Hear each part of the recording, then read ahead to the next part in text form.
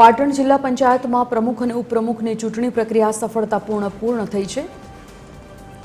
જિલ્લા કલેક્ટરની અધ્યક્ષતામાં સ્વર્ણિમ હોલ ખાતે આ ચૂંટણી યોજાઈ હતી, જેમાં બીજેપીના 3 મહામંત્રીઓએ ચૂંટણી અધિકારીને મેન્ડેટ આપ્યું હતું। આ પ્રક્રિયામાં 19 મતો મેળવીને ભાવિક પટેલ પાટણ જિલ્લા પંચાયતના નવા પ્રમુખ બન્યા, જ્યારે ઉપપ્રમુખ તરીકે રયાબેન આયરની વરણી કરવામાં આવી। આમ જિલ્લા પંચાયતનું શાસન બીજેપીના હાથમાં આવ્યું છે।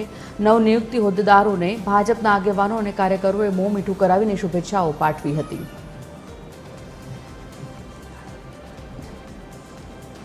કૃણાલ શ્રીમાળી સંવાદદાતા ફોનલાઈન પર જોડાઈ ગયા છે। કૃણાલ, શું વિગત આ મુદ્દા પર?